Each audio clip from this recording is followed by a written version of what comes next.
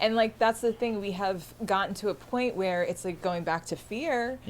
And when I say like we are a fearful culture, I don't say that as like a kind of pointing fingers. I'm like, I know how we got here. Right. You know, like media, it's grateful that like, I'm grateful that you have this platform. So as a media representative, like you are using this platform in a way that is like, hey, bring joy, educate, like all of those things. Well, it's about being a nerd and being sexy, right? I mean, come on, let's do it. That was a shameless plug. Right, you know?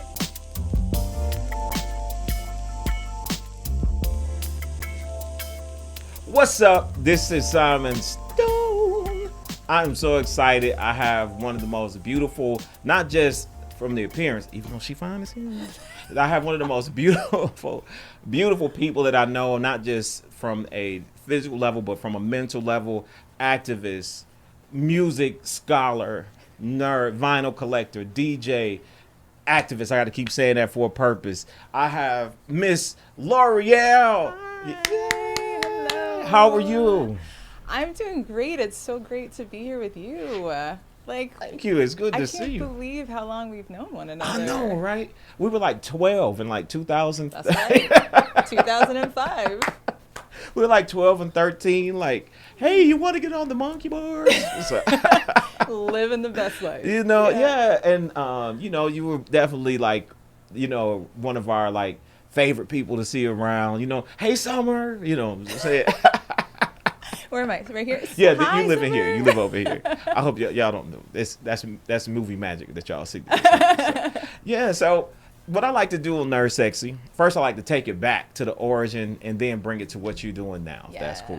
So let us know, where did L'Oreal come from? How did this all start? Okay, so I guess I'll just start with like the origin of my name, and then I can talk about just like my personhood origin. Yeah. So L'Oreal is interesting. I was not supposed to be named that. Okay. My mother was going to name me Sunflower. Okay. My mom is very, very unique. Her favorite flower is sunflower. And so she thought about that, and my father was like, oh no, like we are too young to be hippies, like not happening. I'm not having a daughter named Sunflower. Okay. She'd also thought about like Chloe, Zoe, I think was something else that she was thinking of, Von Gretchen. My mother is a very interesting, very unique human. And I think it was like my aunt or somebody who was like, you know, I heard this name, L'Oreal, and it sounds like very original, and I think it might even mean original, and I feel like she's going to be like very unique. And my mother was like, I really like it. Okay. And then they named me L'Oreal. Okay. You know, I mean, and it's also, of course, like the company name. That's how, you know, they were familiar with it. But yeah. So why don't you DJ on the L'Oreal Sunflower? Because like L'Oreal, I mean, there's some fascist history apparently with that company, and I was like, I'm not trying to bring shine to this company. I mean, it's my name. I'm fine with that. I really love my name. But it just, I don't know. I guess L'Oreal, DJ L'Oreal, because I'm worth it. Like, yeah, that could have worked. But I thought that was also kind of corny. But yeah, I mean, DJing with my name, Lola, because I also DJ, of course, you should mention. Lola Kink, if we're talking about names. That came in because Lola by the Kinks is a song that I'm very fond of. Wow. No one ever thinks about this when I say this. Right? Yeah, I would have never put that together. Nobody ever does. And I love that. That brains kind of work like that. You're like, oh, Lola Kinks. Okay, cool, right? Yeah. And it's funny because I get tagged sometimes by random accounts on Instagram who love the Kinks because I guess they do like hashtag Lola Kinks and then they will, you know, tag me on it. I'm like, I'm not the one you're looking for. Oh, but so there's that. But I'm also, you know, as far as like activism, like that's one piece. But, you know, I live in Philadelphia currently, you know, from Atlanta. And also raised in Germany. Right. And so, like, I moved to Philly because of grad school. Okay. So I moved there to get trained as a sex therapist, which is what I'm trained to do. One of the things I'm trained to do. So many hats you wear. I didn't want to say the sex therapist part, but we'll get into that since you brought it up. You brought it up. I did not. Yeah. And so, like, a sexuality education, also clinical social work, bringing them together, sex therapy, or a therapist, you know, specializing in those areas. Right. And so I love like Lola Kink's kind of has a triple entendre in some ways, because like there's Lola, the song by the Kinks. Right. There's Kink, Lola Kinks. You know, Lola was a nickname of mine that I use with some people. And Kinks being like, there's kinks when you think about like sexuality. Right. And then also like this curly hair. That's like kinky. So, you know, my triple entendre DJ name. I know, right? Wow. Yeah. Wow. So you're originally from here. Yeah, right. I mean, I say like I was born in Richmond, Virginia. Moved to Ramstein Air Force Base, Landstuhl, Germany, when I was about 4 years old. Okay. And so like I feel like the formative years, or the ones like the earliest years that I can like comprehend, are really Germany. Right. And so I really kind of have always thought of myself as like so very like European in a way, because like those were the surroundings. Right. That was your formative years too, right? Yeah. And I was there until about almost 10 years old. Okay. You know, and then moved to Georgia. And so, wow. going from Germany to Georgia, that is I'm sure that was shock. like culture shock. Oh, yeah. And people made it really shocking for me. Now, you come here. So you speak what? How many languages? Oh, I do not. I wish I really? spoke multiple. Yeah. My brother, he's stuck with German. German is so... It's a fascinating language. Right. It's very guttural, though. Yeah. That cadence is just it's very interesting. And so I was always very fond of like Italian and French. And, right. You know, those are more romantic. Spanish. Exactly, the Romance languages. Yeah. And so like hearing them was always like so romantic to me. Right. And so I didn't stick with German. When I came back to the States. Because like I said, I was born in Richmond, Virginia. That's where my family's from. Right. And so I did French for a little bit. Okay. And then I ended up later, and we can get into this because this also comes up with like DJing and the origins of that. But like then I got into Italian a little bit. But I'd love to. I feel like superpower, like languages. I think I've settled on that. Yeah, if I could speak all the languages, would be super dope. Is it problematic if I say that German people sound like they're clearing their throat a lot? Is that problematic? No, that's the guttural piece. Okay, good. Because that's what, you know, and I think there's something very cool about it. And then there's also like, we're not if you trained. spit on me, we're going to fight. Fam. Yeah, and our ears are not, you know, I think we're not trained, which is funny because there's like words that are Germanic that we have in our language, but it's it's definitely interesting because like I work with a lady that's German. Yeah. And I used to work with her, and she would be like, "Good morning." I'm like, "You spit on me, we're gonna roll around the grass, Grace." You know? But no, all jokes aside. So how did you? So what came first? Yeah. The DJ, the activism, or did it all kind of play together? How did that get started for you? So DJing is a very new vocation for me. Okay. I say that with a part of me almost being like, but is it though? Because which you know this about me, like music, I can't imagine a world without a life without it. There would be nothing for me to live for. And I'm not saying that in a, you know, it's not hyperbole when I say that. Like I really believe, like if I had no experience with it, what life would that be? And same thing. Yeah, and I mean, there's so much that I have. It's been like the greatest teacher. Let's just say music for me has been the greatest teacher because it's taught me so much about myself. Right. There's been so much that it's presented to me in my life that I could connect to and begin to like unlearn or even learn, or I mean, it's just. It's been the best thing that I've ever experienced. Therapy for me. I mean, definitely. Therapy, partner. I mean, like we could do all best friend, like, you know, all of these different things. Yeah. It's lover. It's given me love in ways that like I can't, you know, even describe. But I have always been a music head. Like that's always been the case. Right. Being in Germany, you know, Euro MTV was always on. And then when I came to the States, you know, MTV. And I had decided when I came here, I was about 10 years old, and I was looking, and grunge. Yeah. So I came here in 92. Yeah. And grunge was the rage, right? Oh, yeah. Oh, yeah. And so I said to myself, I'm like, I'm going to be an MTV VJ. Right. That's happening. Like, that is what I can connect I don't know how to. that didn't happen. I don't know how that, I'm still wondering. I'm like, MTV, hello, here I am. Here I am, right here. I mean, MTV Classic, VH1 Classic, hello. Because you love everything, right? You're not just like, I can't say like, the easier thing to ask you is what you do not like. What is the music you don't like? That's the easier question. I mean, I feel like that I can find resonance with so many genres. Right. I mean, content withstanding, of course, right? Yeah, like if the language, the words, I mean, and when I say language, I mean, if it's like harmful language, I'm not going to rock with it. Right. But like, I'm not talking about profanity, and like, that's fine. But yeah, I mean, we've talked about like country music. Like there's stuff that I totally rock with. Like I'm the same, and it's a really interesting thing because like for the first time in my life, like I don't remember a time that wasn't hip hop, right? There was always hip hop. Shout out to my cousin Kurt and Rob. They always had like, my cousin Curtis was my hip hop side. My cousin Rob is my rock side, right?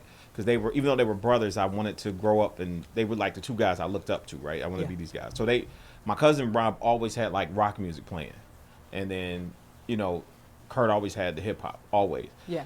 So I always loved hip hop. This is the first time in my life I'm like, we might need to, and I don't know if it's getting older or if it's what it is, but it's like the way that it's being presented now, like you said, it's not the foul language, because I always remember the foul language. Right. It's a lack of balance that I think that because before, for every NWA there was a KRS One. For every Just Ice there was an Edge Clan. For every Ghetto Boys there was Pro Righteous Teachers. You had a balance, right? You don't really have that balance now. You have 80% of these guys with this, saying, let's do some lean, blah, blah, blah, blah. And then you have the 20%, maybe the Kendrick Lamars, the, backpacker, underground rappers, whatever you want to call them. Childish. Yeah. And Childish Gambino, who I think is brilliant. But it's like, so I understand what you're saying. If that making sense. Like in the same vein, I wish that there was more just fun hip hop again. I miss like listening to like De La Soul back in the day, or listening to like, or Coolio, I mean, and R.I.P., rest in peace, Coolio. Right? Like, that was, Coolio really brought like a joy. I mean, he was still talking about some stuff. Like, Too Hot was one of those tracks that that still stands out to me. Yeah. And as, someone who became a sexuality educator and therapist, trained in sexuality education, like, I sit and I think about that. And there's some language in it that's kind of problematic because, in the video especially, because, it's like the portrayal of HIV/AIDS as like this, like, kind of like being a leper. Yeah. I'm like, that doesn't resonate. But it was a time in our history where people were so we're a culture that's so fearful of so much. And what I noticed is that same fear when I'm gonna say Rona, I'm not gonna say the word, but when the Rona happened. Yes. When that happened, because we have to be careful, because but when the Rona happened, I saw that same fear happen. I remember I was in a store and everybody was masked and the guy sneezed. But I know why he sneezed, because there was a lady that was cleaning something and it was a strong smell. Right. Because I even walked by like, oh. And so everybody automatically was like, and it's like, exactly. She is spraying a cleaning product. If it gets in your nose, she's going to sneeze too any moment, which she did. So it's like that fear, and it's like sometimes I wish we had a way to educate people without fear, because one of the problems I think that happened during Rona, it was that they never said survival rates. They never said people who, hey, here's some success stories. Right. Here are the people who they had it. We didn't think they were gonna make it, but guess what? She's walking around now. He's walking around. They're walking around. We are okay. Everything's gonna be all right. But we never got that. It was always like, the world is ending tomorrow. It's going to doom. And to me, that is one of the problems we have, like even taking it back to music. Yeah. Because now we don't have like that good balance where there's some groups over here that are like, even in R&B, you don't have like these guys are just making like a group making like beautiful love songs. These guys just really love and they want you to love, or these ladies love. It's like, where's my Jodeci of now? Yeah. Of today. Yeah. Where is the Jodeci of today? Because even though they tried to act tough. It's Jodeci. Listen, The Jodeci of today is Jodeci. But you know what? Have you ever actually listened to Jodeci's lyrics? those are some heartbreaking songs. You know what I mean? Like they used to sing hurt. No, and standing outside somebody's window. I mean, that, like, listen, like they were dedicated. Yeah. Like that's the thing. I sit and I think about like Forever My Lady. I mean, shouts out to Salah because I was at a place recently and it was Kemet actually that dropped an edit of Forever My Lady, right? And I'm in the club like dancing to Forever My Lady, which is my heart. And I was just in there thinking like, what is like this now? Like these men were sitting there pouring their heart out, talking about how they were going to be dedicated forever and ever to this lady. She was gone 1 hour. It's been an hour since you've been gone, and that's too long. Oh, now you're talking about fiending. Yeah. Yes. Oh, don't get me started on Jodeci. I love, listen, my gosh. Casey, Jojo, Dalvin, Devontae, I love you. Yeah, listen, Diary of a Mad Band. I even liked the show, The After Party in the Hotel. A lot of people didn't, but I actually liked that one. I think I had got my first car when that came out, like my very first car. Yeah. And I remember I bought I had a tape deck because it was a used car. I didn't even have a CD player in there. And I remember getting in and putting, you know, because back then, you had a lady in the car back then. She wasn't going to let you play no rap. She'd be like, you're not going to listen to that while I'm in the car. Yeah. I'm not one of your boys. Turn it off. Yeah. So I put that tape in, and I remember it had a little 808 bump. I'm like, okay, I can listen to this, and now me and you can get along. Because that was my joint. Yeah. You know what I mean? But a lot of people, like now, it's so, you know, it's like if you played that thing now, it's like, just play their slow songs. It's like, oh man, they got some other. Now the first album, the fast songs Exes We Share. You know what I'm saying? What? Forever My Lady, the fast songs, the dance songs on Forever My Lady. Exes We Share. Yeah. Oh, the times we share. Oh yeah, I remember. Right? The times we share. Like what? I didn't even think. See, you keep blowing my. Sorry, that's a joint. Yeah, that one is. You know what? I'm gonna let you hear this because I actually have it. One of my first demos I ever had when I got my first sampler. I had an EPS 16 Plus. Yeah. I sampled The Times We Share for a song called "Shake the Ground." So it sounds terrible though. So when I send it to you, I don't want you to call me and be like, "You were ass booty at the time." No shame. No shame. No, like artistry. It's like. That's your art. Yeah, it was. I'm not here to judge your. You know. I'm not here to condemn you for your art. I think I was like 16, 17. Pouring out of your soul. Yeah. Yeah. That's beautiful. I love that. And you use Times We Share. Yeah. I love that. That song is a bomb. Yeah, when it first song that. Yeah, that was. Yeah, you're right. Listen to that. Yeah, The Times We Share by Jodeci. That's yeah. I love that album. I'm sorry. Yeah. The fast songs, I'll be honest, I skipped some of the fast ones, but all of the slow songs, I mean, you know, You and I, jam. Oh my god! And then I mean. Now, Diary of a Mad Band, I like every song on there. Except the Jodeci Hotline. That interlude, they could have kept that. I don't know what the purpose of that was. But Jodeci. Yeah, they could have kept that. Just skip that. But the rest of the man. Oh my god. What? I love them. I love Jodeci. Yeah. And have you ever seen them live? I have not. I don't do they. I mean, they're a weird group because it's like I don't remember ever hearing like a tour or. Isn't that funny? I don't either, but now they're touring, like they're doing a show in Ottawa. Really? Is it Ottawa? Maybe it's not. It's in Ontario. I do know that, so it's not Ottawa. They're doing a show, and it's with Teddy Riley, Uncle Charlie.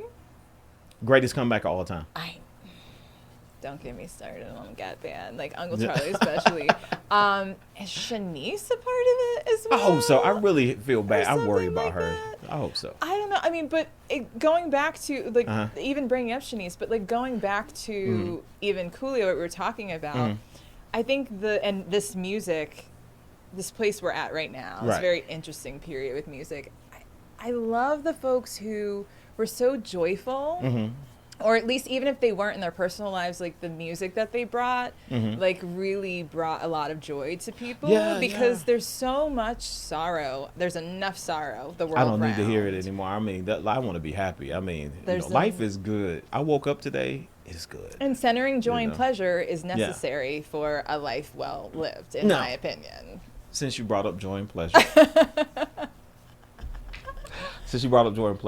So you are also So which came first? You went to school to be a sex therapist, right? Yes. So Yes. what did the activism come with that as your mind expanded, or did the activism come first? It came first because so I'm a graduate of Kennesaw State University. Go Owls. Yeah. I think that's up. Yeah. We'll edit it. We'll do not really good on but yes. So if you hear this and we do a little insert and it's like go Wolves. That's what No, it's definitely Owls. It's okay. KSU Owls. Okay. I'm not a sports person I'm so not much either, like that. Bad. But I had a sex talk radio show in college. Okay. So this is 2007, which was really cool that this was the first year of the radio station. Okay. And I went and I was like, I had at the time had been working for the newspaper just kind of like here and there. And I would, go to concerts and stuff and kind of report on the different concerts that I had seen. And at the time, I went to the person who was our, he was the teacher who kind of oversaw everything that we were doing. And I went to him and I was like, hey, so I have this idea and really love to do this sex talk radio show since we're doing college radio. And I mean, like, what is more relevant to college than sex? Right. Right. And so they were with it. They were so into it. And so, I was like, okay, cool. Okay. So I called it Slam Session with L'Oreal, and it stood for sex, love, advocacy or activism, and like media. Because like music, I brought in, I would talk about movies, I talk about like all areas of entertainment. Right. And you never invited us to the show? So this is the thing. It was just me and talking about like different perspectives that I had interviews and stuff. And I also had like different shows around like, every song that was on the show had to do with a different theme. So I did like a one on masturbation. And so I did Billy Idol's Dancing with Myself. I did... Wait, is that what that song is about? Yes. This is like the third time she blew my mind. I've listened to that song all my life. Alleged, at least. And then Cyndi Lauper's She Bop. I think I knew that one. Yeah. Because I remember there was a big deal. Somebody figured it out and was like, okay, we can't play that anymore, something like that. Like it was banned, if my memory serves me correct. Yeah. And then Divinal's like, I Touch Myself. Oh, well, yeah. Of course, blatant. But that was very blatant. Very blatant. And then, of course, she had like every teenage boy like going crazy over that video. And not just right? boys. I love that lady. Love her. R.I.P. Yeah. And, she passed? Some years ago. I'm today years old. Yeah. But yeah, that for me, I think was like a very pivotal point in my history, personal history, where I was like, here's the platform, because the MTV thing didn't happen. They did you dirty. I don't appreciate that, MTV. Y'all play it trash because you didn't. Side note to that, before I move back on to what we were talking about, I was on a show called, I have two things with MTV. I was a dancer on a show called Direct Effect, the hip hop dance show. Yeah, in 2001. Look at you. At first, it was Tech Money from Real World Hawaii who hosted it. And then Ananda, the beloved, gorgeous queen goddess Ananda, from BET fame.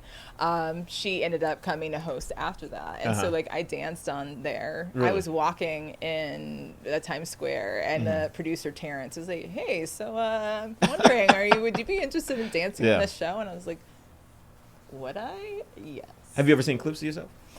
I only saw it then, like when I watched it back, but I can't find them anywhere. I've even contacted them and be like, can I have clips? Because there's one that stands out. And I've talked about this before elsewhere, but there's a clip where I am on there with the Cash Money crew. Really? Yeah. And like Lil Wayne is standing, like Terrence had me. He's like, let's put you into the frame. And I'm in the frame, and I'm much taller. And at the time, I was also wearing like probably some platforms or something. So I'm like, this man is looking back at this, being like, why did you put this giant behind me? And so there's that. But it was dope. It was like Juvie. It was all of them that were on there. You probably taller than all of them, aren't you? Probably. Yeah. And I remember Black Eyed Peas and the beloved Estero was on there. There were several episodes that I was on there, but The thing about VJing, there was a show called Wanna Be a VJ. And that was to vie for a position as a VJ, which really, I don't even think that ever really came to pass. I don't even know what happened with that show, but I was a contestant on that. Really? How far did you get? Or was it? I think it was like weekly. Like I didn't get, they chose somebody else. It was me and 2 other guys. And I guess like I just wasn't, I don't know. I wasn't charismatic enough. I don't know. Who knows? I wasn't who I am right this moment. Yeah, yeah. You probably were nervous and were like, I don't know what to do with my hands. I know. So, I mean, I was probably like, wait, I'm here. Yeah. What do I do? You know, where now I'm just like, I'm a lot more seasoned. Like, I'm in my, I'm in my prime. Yeah. I'm like, let's do this. Right. MTV VH1 Classic. I'm here. Let's report on like, Tears for Fears videos and like all that. So basically what you do now, because I know that you do activism. I'm bringing that up over and over for a reason, because I think that's incredible, first of all. Thank you. And secondly, I think that now the voices that we need to hear saying things, because we're at a point where there's either people that don't understand or people that don't want to understand. Yeah. And I think that having a voice as you do in the activism that you do, I think is very important. Thanks. And I thank you for it. Thank you. Because it's wonderful, because it's like you can point to a person like yourself and say, well, here's somebody, if you don't understand, she's going to put it in some plain language. So your activism, let's talk about that for a minute. Yeah. And thank you. It's so funny. To hear it framed as activism, it's like, for me, I feel like, it's like kind of like the price that I pay for, what was it, Shirley Chisholm, and I'm not going to even butcher her glorious words, but it was like something like, it's like the price that you pay for getting to, kind of live this life. Right. And so for me, I feel like the education, all of that, it's like if I've been trained in a way that then I can frame things in a way that can be like palatable for folks, and not even but like more easily understood, because I'm like, we don't need to talk like this. Right. Like that's not my purpose at all. Like I really want to help people to feel seen and heard. Like that's what I think is like what I'm here to do. Okay. And I also want people to feel like that they can understand things that I think it's like when you look at media and things, it's like, why are you using coded language? I mean, we can really talk about this and have a conversation. And there are things, such as like sexuality, gender, that I have been trained in. Right. I mean, even now I'm doing work around like plant medicine and like psychedelics and like how that is like having its renaissance, especially in like therapy and such. I mean, I've worked in mental health for goodness, 15 plus years. Yeah. And that's a lot of education that I've done, community connection and mobilization and education around mental health and well-being and equity and inclusion. And so for me, I feel like I need to be doing as much as I can about that, because especially with mental health, we're at a very sensitive time in our history. And mental health is at such a heightened level right now for so many of us, because we're not over a pandemic. Right. We're still in the midst of a worldwide situation. Right. Different countries were affected differently depending on how they reacted, of course. But like what that did, especially in the United States, and I only speak about here because that's where I've been living this whole time. I interact with people on a regular basis who are really troubled. Right. Because the thing is when this happened, the height of it, so let's go back to like March 2020, right? People were forced to be at home. Right. And home was not necessarily the safest place for some people to be, right? So at the height of it, or maybe the start of it rather, here, I was an intimate partner violence counselor. Okay. So think about that. Right. That was, I mean, because you're in an abusive situation, home is the worst thing. And if you can stay away longer, and now you're forced to be there with an abuser, and Children too. A lot of people didn't think about that because sometimes children's solace is going to a school. Sometimes the child is lashing out in school is because that's the behavior he's learning at home, right? Yeah. And a lot of people don't like to talk about that. It's just, well, he's a bad kid, lock him up. He may not be. He may be just a product of his environment. Like Prince said, we all are. Yeah, exactly. Like children aren't bad from the beginning; they only imitate the atmosphere, right? Sexuality. That's the name of the song. I'm just saying. We're gonna continue to let's continue to bring Prince lyrics into this for sure. Listen, always. The gospel. Listen, yeah, but that's something that really is never really talked about, right? Because there had to be a lot of people on both ends of that spectrum where you had this person who, or an adult, a child, male, female, whatever, non-binary, trans, whatever your pronoun or whoever you may identify yourself as, however you identify yourself. Yeah. You could have been in a situation where not only are you forced to be around an abuser, but you were also unable to find any solace or even go to someone who can help in any way, shape, form, or fashion. Exactly. There was funny thing. During the pandemic, my mother had a neighbor who was neighbors. They're very volatile, extremely volatile. And one day I was over there fixing something in our house, and they got into a huge just battle. The woman and her husband. They're outside just battling. I mean, like really bad.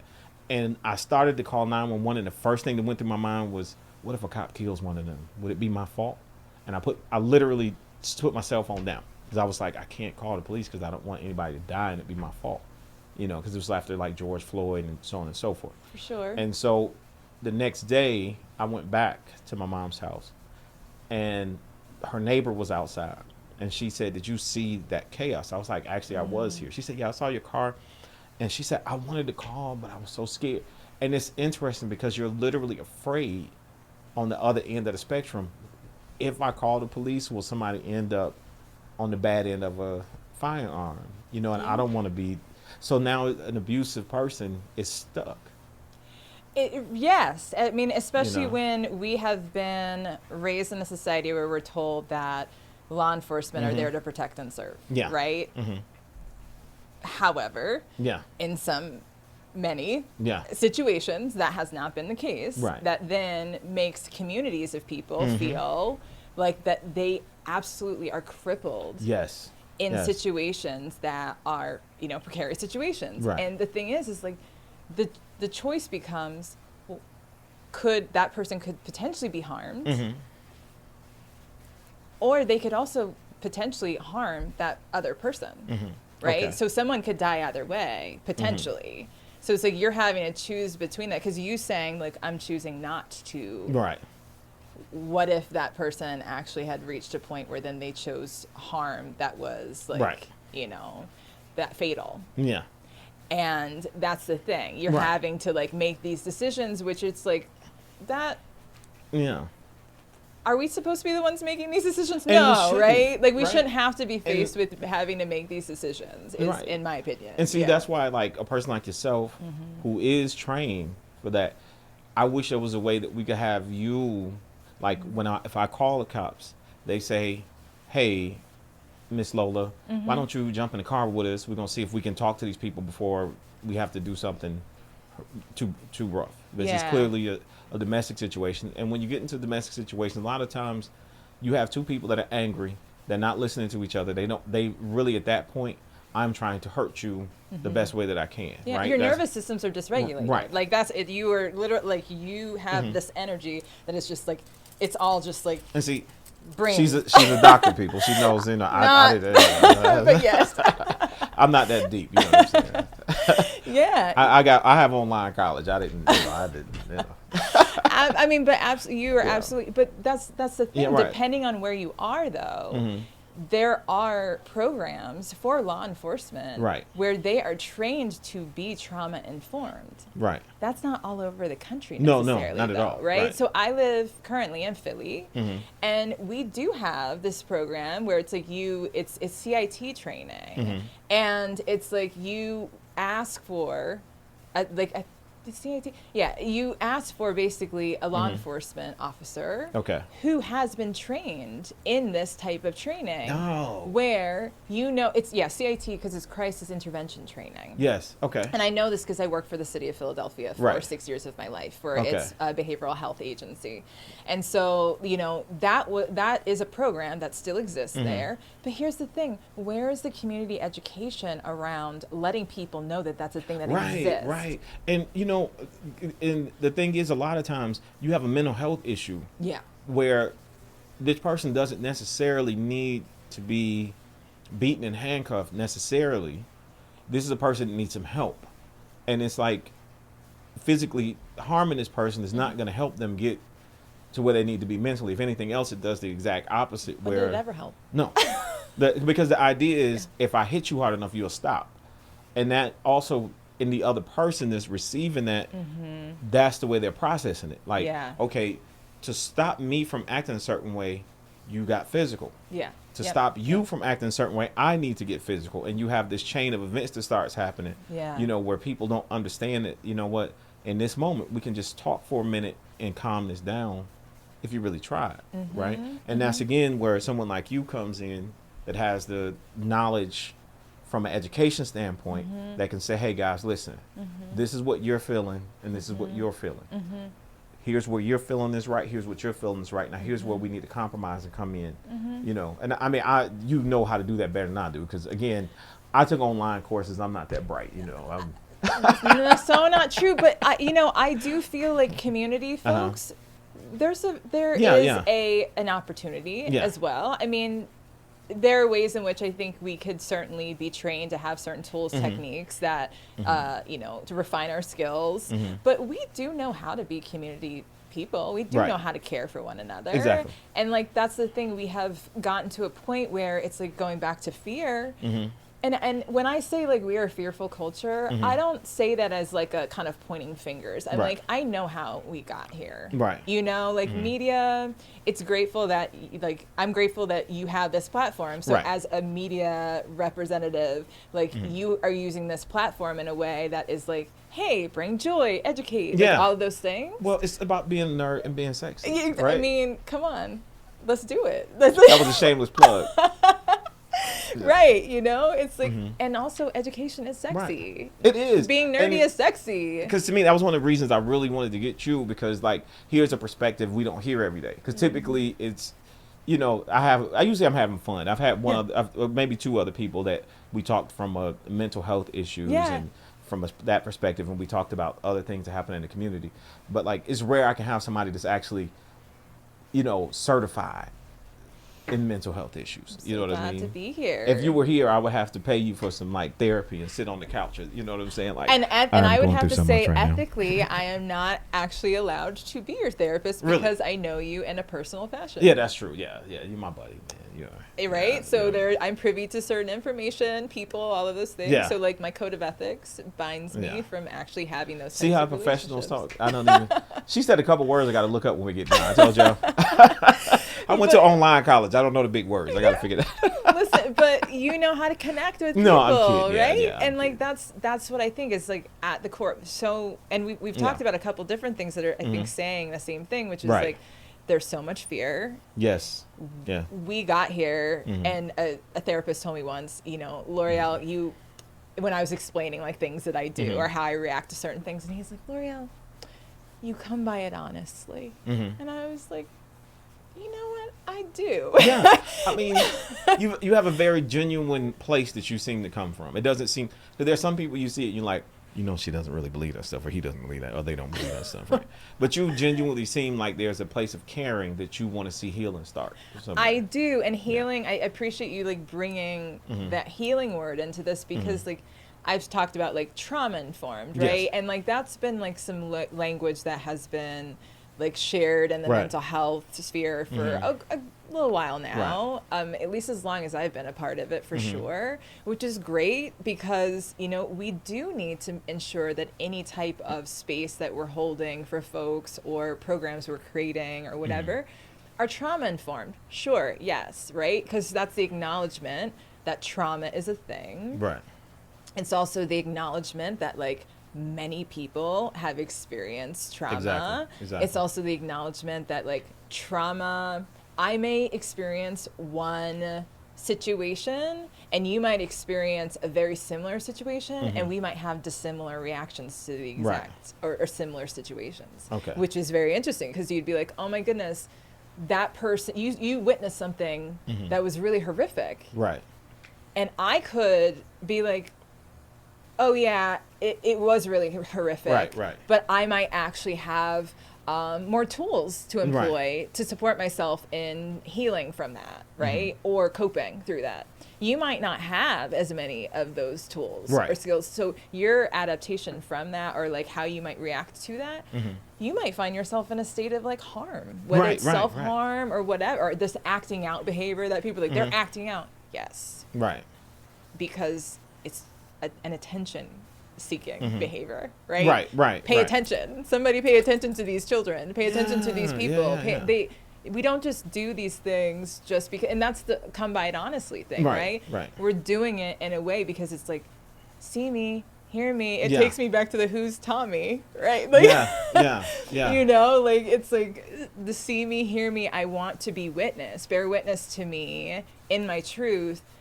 And the problem is, one of the things I find is that like our behaviors, we aren't necessarily our behaviors. We are people who may do things because we have learned them elsewhere, and we've seen how things might have worked for other people, and we're like, I'm gonna try that too. And that's not necessarily like, that's not the whole of the person. So like, even when we talk about language, which we've continued to talk about different aspects of language, but there's like person-centered language, right? So I'm not gonna call someone an addict, because that's just a behavior that they might have employed in their lives so that they can cope through this thing called life, because it's something else, right? Another Prince lyric. And so, you know, for me to be like, oh yeah, you're just an addict. No, that's a person. This is a person who has so many dynamics to them. And so that's just one thing that may be a part of their lived experience. Exactly. And so we try to like take people and distill them down to like these behaviors. And it's like, well, then that's all they may see themselves as. Right. And if that's all you're being told, it's like, Billy, you can be a doctor. Billy, you can be a doctor. Billy will believe he can be a doctor. If you say, Billy, you're an addict. Billy, you're an addict. After a while, the mind will make him believe, you know what, I'm nothing more than an addict. There's nothing more I can be.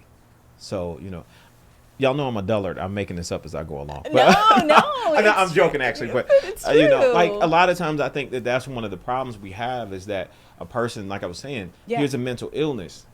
And there's an opportunity to maybe help uplift this person and tell them, hey, you know what? Yes, you're having this problem today.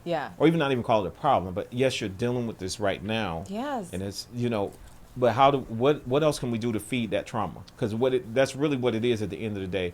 The trauma is hungry, right? So, you know, you're feeding the trauma to some degree. That's a way to put it. You know? It's like you're numbing your experience of trauma. Right? Because like the trauma is something where, like I said, it is also very subjective. Not everybody is going to experience what we may call a trauma from the same situation. There are people who have experienced the same thing, and it's like a different way in which that it has kind of affected their lives. Right. So, but acknowledging that is a first step. Also acknowledging that like there are multiple layers of trauma. There are areas of trauma, especially, and so, you know, kind of bringing us back also to this March of 2020, right? Many of us are faced with having to be at home. I can speak for myself, as, you know, in my own activism. It's also like, my activism also has to do with like, how am I living what I'm actually speaking as well, right? And so, and being my most authentic self. And so at that point in time, I could no longer blame being busy as the reason why I wasn't working through my shadow. And that's going to be ongoing work. Shadow work is going to be ongoing. But at that point in time, I was like, oh, goodness, it's me and these four walls. Yeah, that was, something, you for the first time in my life, because I'm a busybody, right? I'm usually like, I'll have a 9-to-5 job. Yeah. I'm doing video production. I'm working on an album for somebody. I'm here. And then there was a time where it was like, literally, when it all started, I was traveling for work. Yes. And I was hearing about it, yeah, but I never took it serious. It was like, because an ignorance on my part. Well, that's over there. It's not going to get here. Yeah. They always deal with stuff like that. And then one day I'm like told like, hey, you have to go take a server down because we're about to shut all of this down. We got to shut that whole building down. Like, how we going to shut the building down? Homie. They were like, yeah, we got to, yep. like, because it was a hospitality thing. So nobody's going to, they were like, for the next 2 months, nobody's going to be able to travel. So you're going to go take those servers to Miami and drop them off. Right. And then, but you have to be back in Atlanta because they're going to shut the city down. You only have you have like 46 hours to go to Miami, take the server down there, back it up and come back. Wow. But you have to do it like today. And everybody, I remember like when they pulled me to the side to do it, they were like, and you have to be back because you might get trapped there. We're not paying for you to stay for like a long period of time. Yeah. You have to be back. And sure enough, by the time I got back, it was like a couple weeks later, they were like, okay, we're about to have a shutdown. And I remember sitting thinking to myself, this can't be like real life. This is a movie. This is like, and it was just like one of those things where like the walls got smaller. It was like, I thought this apartment was way bigger than this. When did this, like. Life is but a dream. Yeah. So it's like, that was a rough time for a lot. I know it was for me. I won't. I mean, it was both it continued because I'm like, the saga continues, right? Because no matter how we may be living differently than we started at that beginning, and some people are still in the same situation where they're very, very cautious or however they're living their lives. And there's a lot of room between us here. There's like, you can't tell, but there's a table. But continue. But let me interrupt you. It's like, something happened, a major life event for some people, very catastrophic. Yes. Right? Yeah. Lives lost. Yes. Yeah. Millions of lives lost, right? If we're talking worldwide, I think at this point. And then people are like, wow, the level of grief and loss is so great. And that's one of the things that for me, especially in this time, if we're talking about like activism, advocacy, like conversations that I am always like longing to have with people is like grief and loss. Like, how are you managing that? Because I don't know about you, but I've moved past it now, and I feel like on the other side of it about I was grieving a L'Oreal that I thought I should have been, that I didn't get a chance to be. And so it's like, we're talking not just about grieving people. It's like, we're also people. Right. So there are parts of ourselves that we may have felt like, oh my gosh, I was going to get married. Yeah. I was not. That was not me. But like, there were people like, oh, my relationship fell apart. I mean, mine had before that, which, that leads me into like the DJ stuff. But like, I mean, there were so many aspects of people's lives that they had intended for themselves before a pandemic was ever in sight. Right. And so it's not just like this point of like grieving people we might have lost or grieving this time, that we didn't get a chance to connect with people. We were bound to home. It was grieving these people that we thought or wanted to be. Right. And didn't get a chance to be. It's a completely different perspective to think about. Yeah. That's something that I was sitting there, I'm like, oh goodness. And when I think about who L'Oreal at that time, who I wanted to be, I'm like, oh my goodness, I'm so glad I didn't become that person, I mean, because that's what I love is even in the face of so much adversity, it's like, what do you do with it? How do you respond to it? What like tools, techniques do you have in part of your, box, your toolbox that can support you when times like this happen? Yeah, it's you give me a whole different perspective to think about. Like I never thought like, am I grieving myself for who I, like that's something to think about. Aren't you? Yeah. I'm gonna have to, that's some parking lot stuff I'm gonna have to hit. I'm gonna ask you this though. Did you have, what do you call them clients? What do you call the people that you... Thank you for saying that. What do you call them? I just had... That's so funny that you are asking that specific question. that I did not prime you on. That's wild. Because I was just talking to a former coworker today who I supervise, and they are an incredible human. Also, they're a DJ here and community organizer here in Atlanta. And I was saying to them and their partner, I was like, I don't call anyone that I work with, that I get paid to work with, a client. Okay. I was like, it weirds me out. I mean, there's also this like language around like having a case or caseload. I'm like, people are not cases. People are people. They're individuals. They're lives. Like, I'm grateful for the opportunity to interface and connect with anyone that comes my way or I come their way. So it's like folks that I get the opportunity to work with, or it's like have a therapeutic relationship with, or even if I don't have a therapeutic relationship, I just like working relationship, which that could be somebody who is a coworker, or it could be somebody who I've been paid to work with. Like coaching is something I've also been doing for the past couple of years, and that's been a really great honor as well, because my healing work, or my role as I see myself as a healer, because I say like I am like a healing multi-hyphenate, a healing centered multi-hyphenate, because it's like I work as an educator, I work as a coach, I have also worked as a therapist. Right now I'm kind of figuring out, like, am I going to go back to doing one-on-one or like sessions like I was doing during the pandemic, or do I want to do group work? I'm still figuring that out. But I was thinking about like healing centered work. My work as a healer is like helping people to heal themselves.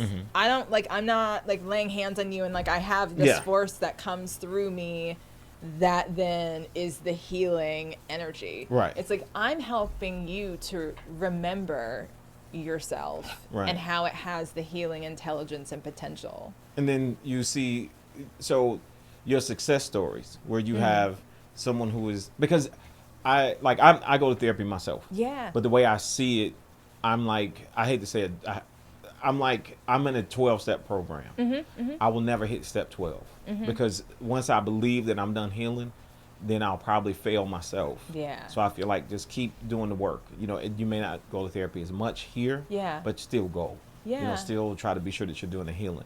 So when you have your success stories, where you see someone that you have maybe brought from a darker place to a more, place of where they are functioning a lot better, where the trauma is not ruling the life. How do you feel on that? How does that feel for you? I feel really grateful because I get to bear witness to someone in their journey. And like, that's a grand gift. And I'm sorry if you are in this work, in this healing work, and you're not grateful every day that you get an opportunity to have someone invite you into their lives. Right? Because look, what a vulnerable place to be in. You're like, I have to share all these very vulnerable details with somebody about my life that I may have a lot of shame around, I may have a lot of guilt around, and the thing is like I recently have been getting a lot more understanding of this modality called like internal family systems, which shorthand IFS, which goes along with like this work that I am doing around psychedelic assisted therapies that I recently have been getting trained in, which is amazing. But it's all about like parts. So it's talking about like multiplicity and helping people to understand that like we have multiple parts of ourselves. And I love the idea of that because it helps people to understand that like you're dynamic. You're not just this one thing. Because our culture loves to box us in. Like we are forced every day to like box ourselves in. And if it's not just like one box, there's like, it's like the binary, and then you're like, oh, have to choose from 2, or maybe there's like 4. But there's more to us than that. There may be different aspects of us that we don't get to kind of show of ourselves every day, or we may have shame and guilt around these parts. And I love saying to people, like, all of your parts are welcome. And see, all of them. That right there probably makes all the difference. To like, even if it's not the best part of you, it's still welcome. Even if it's the hurt, even if it's the pain, if it's the problematic part. Let's get it out there so we can focus on getting into a healing place. I love that. And all of those parts are teachers. Like that's the thing. It's like, what do you do with that information that you're getting an opportunity to like experience, right, or gain an understanding around. And it's like what you do with it is so important. It's how do you integrate it, and like that's also something like I'm getting more deeply. I'm getting more in depth in this understanding around like integration work, and like because there's so much around like, okay, I discovered this new information. All right, what am I doing with it? Right. Because that's the thing. Like you've been in therapy, right? Like, and so it's like. You may learn something, or there have been things we've talked about right now where you're like, and which I love, you're like, okay, that's a parking lot. You know, like thinking about grieving yourself, right? Yeah. So that's the thing. What you're going to do is you just gained new information and you're going to integrate it. Like that's integration, is like thinking about like, okay, let me kind of process this a bit more. And now that I have this understanding, how am I going to integrate this in my life so that I can continue to, or like, move toward a life that is going to be my best one. Do you see what happens when you have somebody know what they're doing, ladies and gentlemen? This is the truth. Lola, L Boogie, you know, L'Oreal, whatever. Yeah. Now wait, let's because we're gonna have to bring you back and do this again. I'm so excited to, because the DJing piece, I guess, you know. Let's talk about that for a minute. Yeah, let's give it a second. I can be very quick with that. And because she even has, I don't know if y'all can see it because it kind of blends in. You see, she has the 45. My 45 adapter. If some youngsters don't know what that is, it used to be a little rocker. They had the small rocker. Because you had the and still I spin them. Yeah. You had the 12-inch, then you had the 45, which was the small rocker. 78. Yeah. See, I gotta say it like the old folks. I can't even say it like we say it. I can't say record or LP. It was a record. Well, there's like 40, like the RPM. There's 45, 78. Yep, and then 33. And then you have like 10 inches, 12 inches, 7 inches. Yeah. And so I definitely spend 45s. Love. Really? Oh yeah. So I do vinyl only. Really? It's not to be pretentious, you know. No. But I say that only because, you know, folks are, the music. So you a DJ. I mean, I am not, I'm still learning. Like, like you were speaking about healing, right? It's a journey. Okay. It's not a destination. Because the moment that, and it brings me back to something. That was see what happens when you actually go to real college. See how she can say that and make it sound better. I went around the world. She said it's a journey, not a destination. I was trying to say that. I just don't have the, you know what I'm saying. Yeah, but you know, I'm a dullard, really, y'all. You understand. You get it. Yeah. And so it just makes me think about like David Bowie, that R.I.P. forever and ever and ever, my Starman. And God, 2016, how did we live through that year? Goodness. I mean, just y'all, Prince, Maurice White, Carrie Fisher, Kashif, David Bowie. I mean, but I bet they were Gene Wilder. Like it was just. Oh wow, yeah. George Michael.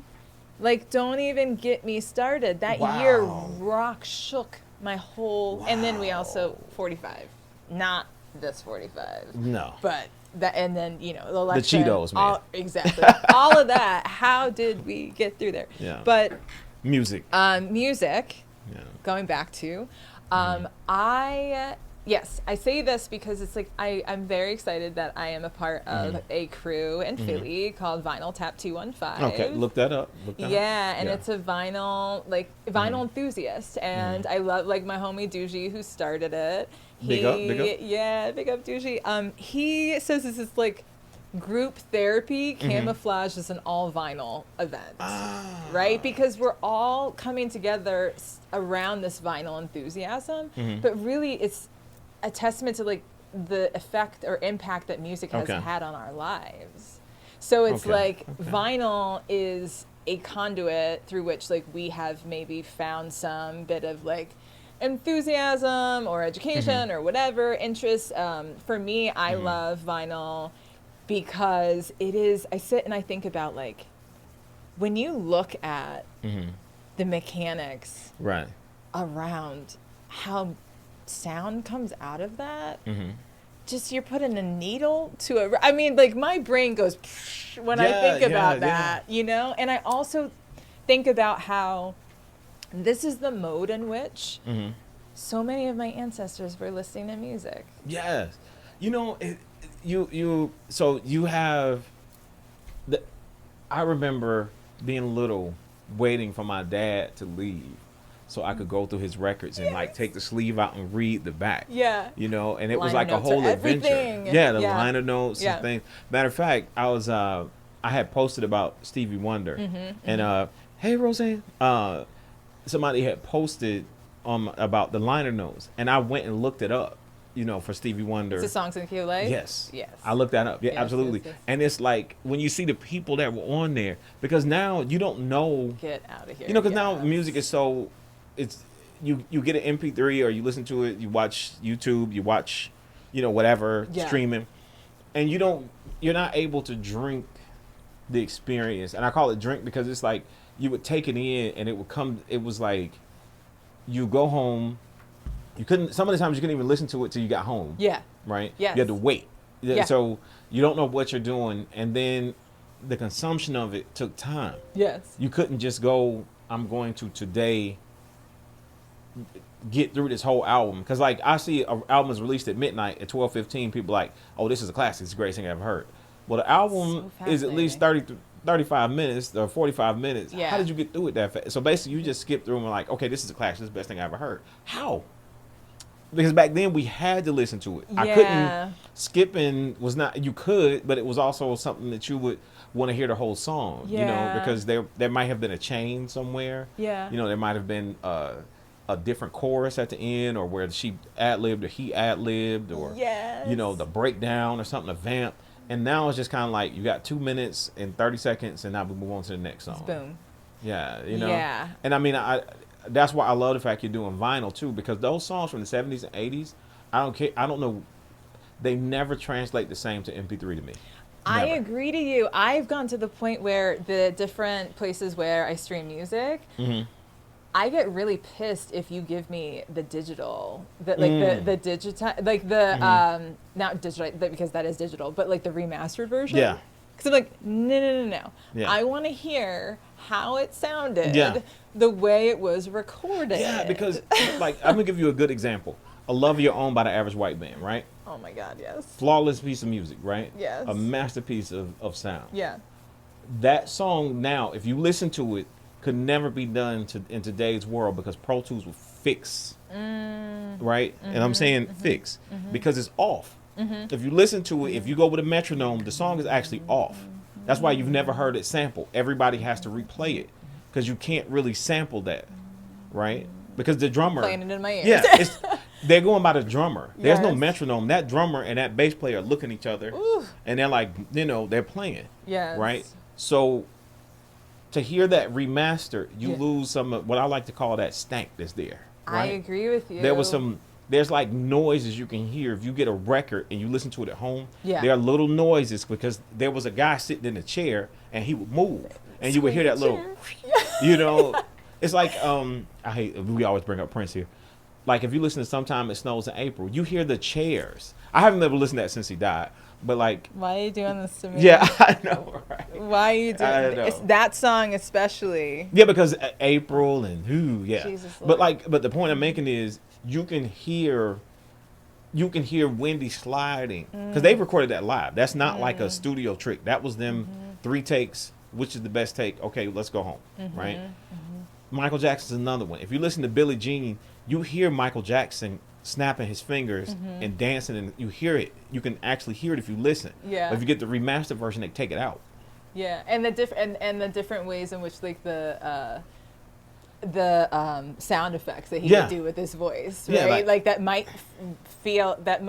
today people be like, what is that? And they might get rid of it. Yeah. Yeah. I mean, which is very different than, for instance, like Steely Dan is one of like my favorite groups who they were infamous for getting multiple artists to like a guitar player, right? And they'd be like, next, like like they kind of made these albums that I think were prime for remaster because it's like they wanted it to sound so pristine, like they wanted it to sound like perfection. Even a James Brown record, right? If you listen, like people don't know it now, but at the time, like if you listen to Cold Sweat back then, musicians were like, this is the worst thing why is the music coming in like that? Like, it's off. What is he doing? Yeah. And it's like, but if you listen to it, he's literally dancing. You can hear his feet shuffle. I love. Right? And he's love. That's like they're practicing, and he recorded a practice. They didn't know when to stop and start. He was telling them, like, Maceo, hit him where it hurt. And then he goes, stop, let him have it. Yeah. He wasn't doing that to be cool. He was telling the other horn players, y'all stop.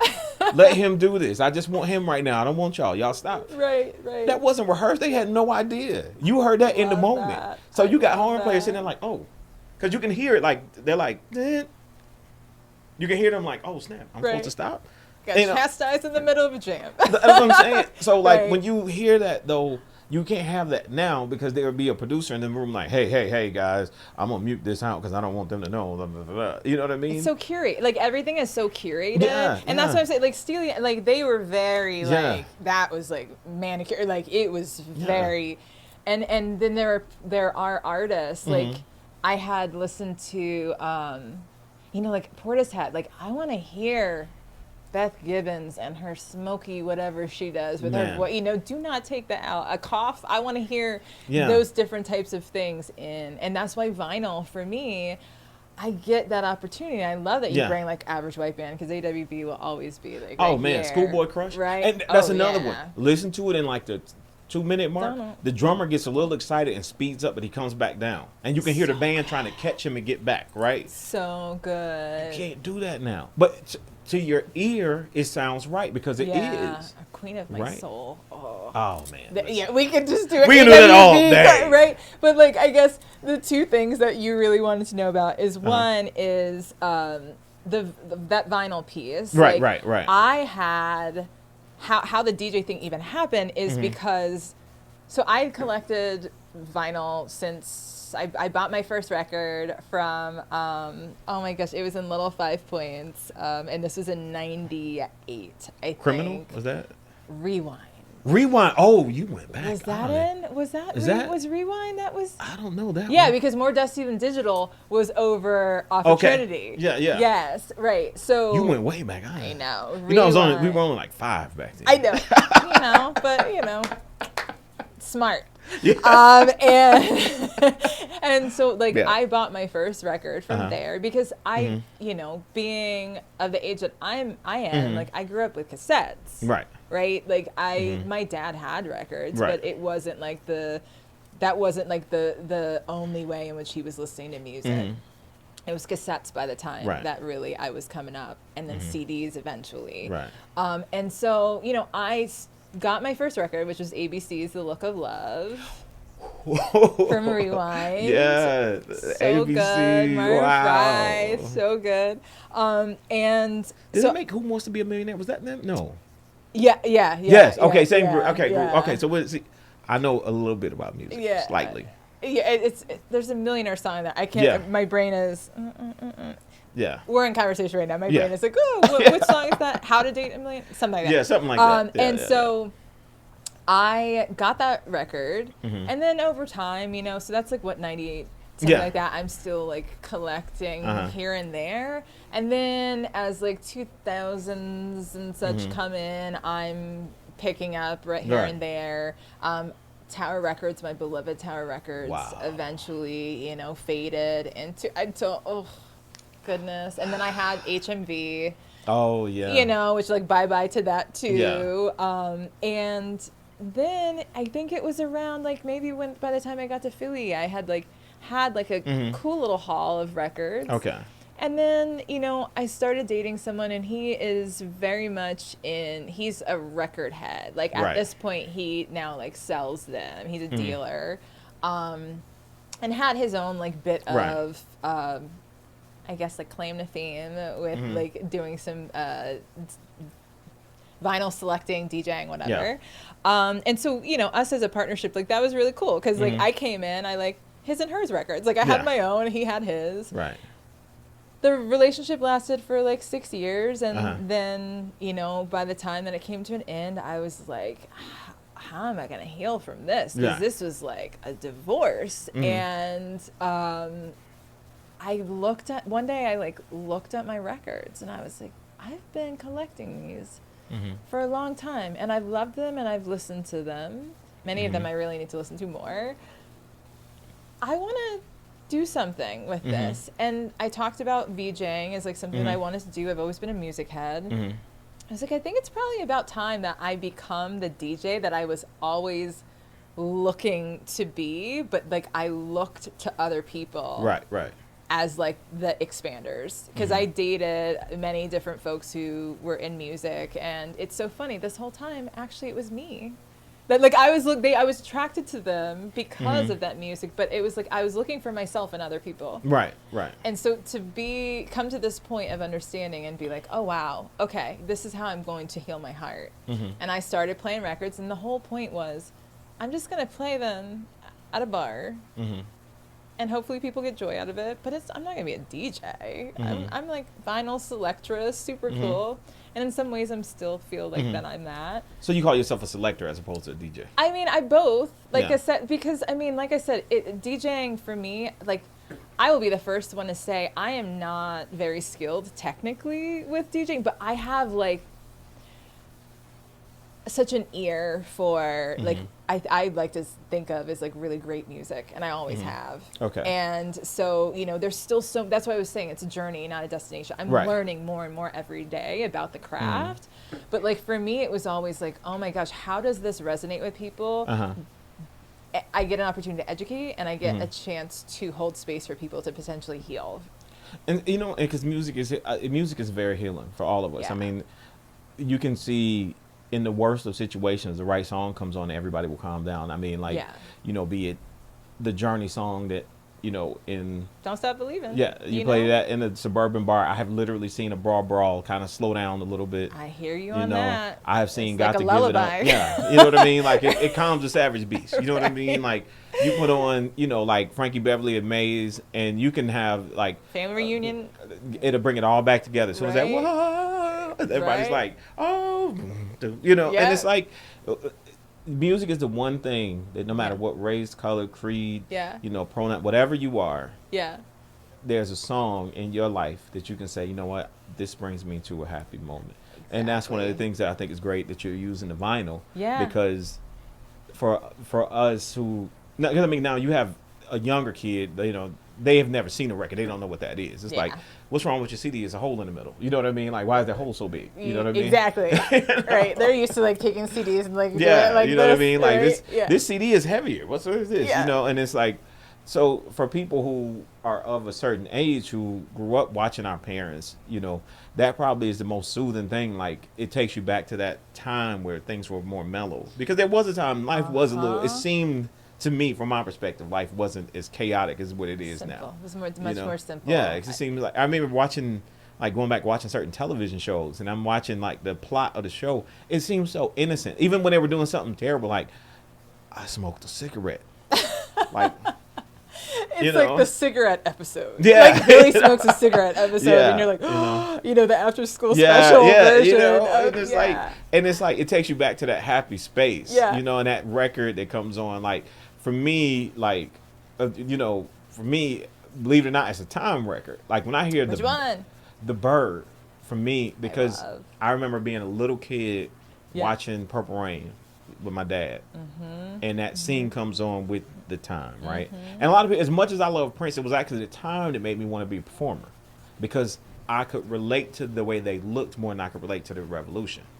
I could hear that. Yeah. Because, well, they look like me. Jerome looked like me. Yeah. Right? The Jelly Bean especially, and I got to meet him recently. And I got to meet Jerome years ago. Oh, man. And... so good. For me, whenever I hear the Bird, it takes me back to that moment with my dad. Yeah. Where I'm like, I can do that. Because I could. There were drums in the basement. Yes. Right? My dad had some drums. I was like, I can do that. Yeah. He was like, yes, you can. You do whatever you want to do. Yeah. And that whenever I heard that song, I hear my father saying, you can be anything you want to be. If you want to be a drummer, go downstairs and be a drummer. It's drums downstairs. And those little split-second things that you tell a child, that feeling that I got, because there was a state of euphoria that came with that. Like, my dad said I can do anything. Yeah. Which goes back to what you said earlier with, if you tell a person, hey, you're just an addict. But if I tell you, hey, you can rise up, you can heal, the dopamine rush that you get from that, right? that's a healing journey right there. Totally. So you playing those records, you might put on the record and Timothy is taken back and healing because he remembers his dad saying something while that record was playing in the background. Yeah. Or never heard the record, because I had someone who, if you were just kind of looking at this person and you did like a, just like quick judgment, you'd be like, oh, that's maybe like a frat boy, like quote unquote, like what we see as like the typical suburban frat boy. Right. And this guy comes up to me with this like look, and I'll never forget the look in his eyes, and his eyes were so big and bright. It was like a cartoon, just like and he was like, what is this that you're playing right now? And it was the Jones Girls' Nights Over Egypt. Really? And he was so excited about it. And he was like, Shazam, it won't allow me to hear it. And I was like, well, that's not true, because that's a Shazamable song. I guess it just wasn't picking up for him. But when I tell you, something happened to him in that moment that for me was one of the best experiences that I think I've had so far, because it made me think about how, oh my goodness, I wish I could go back to when I first heard Nights Over Egypt. Man, I saw a meme recently. They said, I wonder what it felt like to be in 1982, I think it was 1982, and the first time you put Thriller on. Like, the first time, like, you're sitting, you have the record in your hand, because you couldn't listen to it in cars, it was a record, right? Well, it's funny enough, there were cars that did have record players. You were balling out of control if you had that. Yes, like in the 50s. Yes, but I'm saying, like, so you get home and you put the needle to the groove the first time and you hear, I think, Wanna Be Starting Something. Isn't that the first thing that comes on? Dun, dun, dun. Yeah. Can you imagine in 82, not now, because now I don't think there's a way that can be, that feeling can be replicated. Because at the time, that was a new sound. Because, the Lindrum was new. People didn't even know what that was. They were hearing these rhythms that a regular drummer at the time didn't even know. I mean, he was sitting there like, what? And the Roland, the 808 The Roland came out. 808, yeah. Well, there was one in 82, right? Well, Beat It has underneath the real drummer, there's an 808 that plays through. He's playing on top of that, right? Just imagine back then when this was a brand new sound, right? They had never heard anything like that. Yes. You're an adult though. I'm not saying like, little kids, you didn't get what you were hearing. Yeah. Right. So you may have been awestruck, but it's a different thing when you're an adult, and it can be a different thing. Right, and you're processing, because the only thing, the last time I heard a song that really like, I had to sit. This was, well, it wasn't the last time, but one of the few times I heard a song. I remember when I heard "Can't Stand the Rain" by Missy. Yeah. And I remember sitting there like, Jesus Christ. I was like, God. And I remember sitting there studying it because I knew that record my dad used to listen to, that it's like a blues record, right? And I was sitting there like, oh. So I'm wondering how that would feel back then to be able to have that record. There was no visual. You had to go in your mind to know what that was. Yeah. Right. Yep. Billie Jean might have been out maybe, but for the most part, when you listen to that record, there wasn't a bunch of videos that would come out back then. No. Yeah. Because so what? Billie Jean, Human Nature. So that doesn't have a video. The Human Nature? No. There's only 3 videos from. There's Billie Jean, Beat It, Thriller. That's it. You know what's so funny?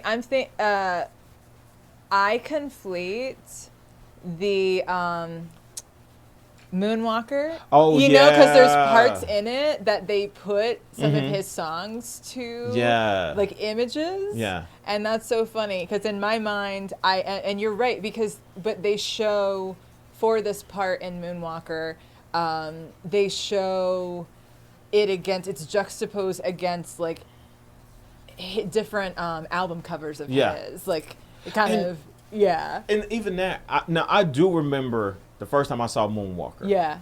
And it had been out probably for a while. It was probably a couple years. Yes. And my uncle was like, hey, guess what I got? I got that Michael Jackson. You ain't never seen this, And I was like, what is that? And just watching it, it blew my mind. I was sitting there like, he turns into a robot, and I'm a kid. I'm like, still blows my mind watching it. And then the Speed Demon. Oh yeah. And like all of the that claymation stuff. And listen, I mean, you talk about Michael. I mean, going to the Bad album, right? Because it does like bounce around a little bit, showing just letting you know about the history of Michael, right? But it goes also to the track, and you talk about Stevie Wonder. One of my tracks that I'll play sometimes is Just Good Friends. Okay. Right? And I haven't heard that forever. Now I'm going to have to listen to it. See all the awakening track. You've done. And that's the I'm so glad. Yeah. And that's the thing. For me, the whole part of my whole, like, that's why, like, holding this, like, vinyl selectress DJ thing, because it's not that I think DJing is such a exquisite art. It's not that there's not intention that is put into DJing. Obviously, there are some incredible DJs that it's like when you watch them, you're like, what did I just witness, right? Because, which is a very interesting thing. Now we go watch DJs. Before you're like, I'm going to hear this DJ. It's like, I'm going to go see this and we're DJ. like with our cell phones, like. Right. I'm going to go see this DJ. And it's like, even I have to check. I'm like, please don't come and see me. I mean, I want to be seen. Yeah. But like, I'm going to be up there being awkward and like doing my thing. I'm trying to get on this blend and like whatever, right? And so. And that's harder too, because you're doing it with just vinyl. With vinyl.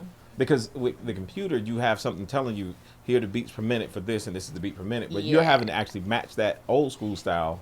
I also write them on, because my brain is sometimes, so I one thing that I didn't acknowledge myself as, so I'm someone who also has lived experience is with mental health. So I was diagnosed with post-traumatic stress disorder some years ago. That has affected me in a variety of ways. But so I live with some anxiety. And so when I'm in my art, obviously it's important for me to be in a state of, in a regulated nervous state, like nervous system state. And sometimes, depending on the gig, it's like there can be high anxiety because it's like depending on how many people are there, you know, like are people interested in what they're hearing, you know. Sometimes I'm like, well, this person paid me to be here, so they want me to be here. So if there's not a lot of people here, that's fine, because I get the opportunity to show up and do this. What an amazing gift that I get to do this. And at the end of the day, for me, it's about joy. Right. Like, I want people to be reminded of, like, art. In the first place, there may be a lot of sorrow that might inspire your art, but it's also an opportunity to present, you know, like, joy. Right. And, like, put more joy, or, like, facilitate more joy in the world, especially at a time where it's such a it can be such a challenging time. It is. And so, you know, that's the thing. It's like, so a lot of the stuff that I play, which, you know, it can span, but I'm really more or less like, I've kind of honed in on, it's post-disco. So we're talking, it's like really more like 78 to like 89 or like golden years for me that I play. And so, you know, gotta get Alexander O'Neal in there. You already know. You already know Alex is in there. Alex 3000. You know, his first two albums are like perfection to me. Like, you and I both know. There's no need to leave when the party's over. Listen, don't go. You and I both know about Alex. Alex, hey man, y'all look up Alexander O'Neal. The dude, probably still arguably going. He's still going. One of the best voices that soul has ever heard. Period. Arguably. And part of the Minneapolis sound that gets, you know, I'm like, did y'all just forget, like, in this? They never like, mentioned him. The time and Prince and all, if y'all are also talking about. And then Colonel Abrams, too. You're not going to let me, oh my gosh. I'm not going to let you get the best of me. That's my jam. Yes. But he's part of it. You know, he was in the band they were in the band. He wasn't in Prince's band. Yeah. He was in the band with Morris.